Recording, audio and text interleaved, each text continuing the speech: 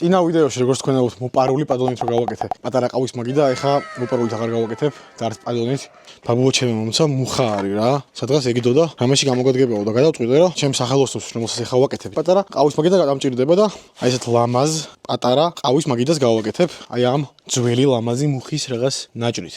ეხა დავხერხოთ თავის ზომებზე ჩემი ახალი ტორსული ხერხით. აი ესეთი ფიცარი რომ მივიღო 10 ცალი ზუსტად.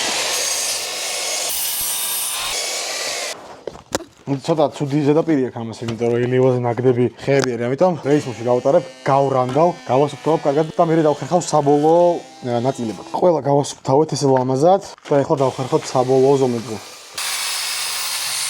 ეხლა 10-დან 6 ფიცარს უნდა გავუკეთოთ 45 გრადუსიანი კუთხე, რომ შეიკრას მართკუთხედი ფეხი.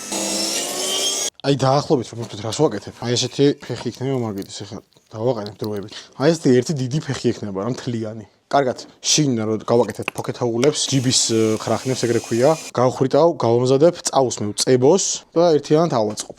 არ დამიტოვოთ წებოს გარეშე არც ერთი ადგილი იცოდეთ. სინდიო ფოლდარბის.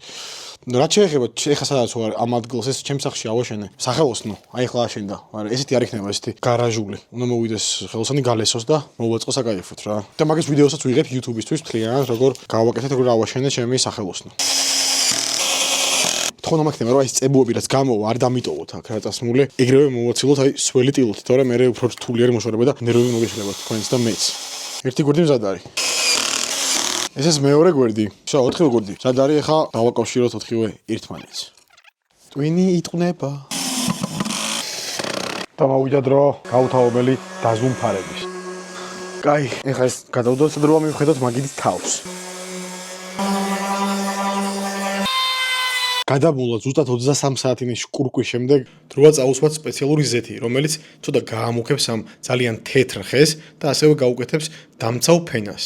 რაც შეეხება მაგიდის თავს, იუფერს წაუსმევ, ცოტა სხვანაირად მიიღებს ეს ამ ფერს ვიდრე ფეხმა მიიღო, მაგრამ უკვე მომწონს. ეგა რა შეეხება დამთავრებულია, ეხლა უნდა დავამაგრო ერთმანეთზე ფეხი და თავი.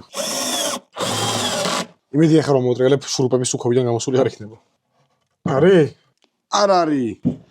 შეხედეთ რა სილამაზე გამოვიდა. აი თანამედროვეობა. ყველაფერი ერთად არის ასახული ამ მაგიდაში. ეს ზედაპირის ნახეთ რა ლამაზი არის ეს ფერი.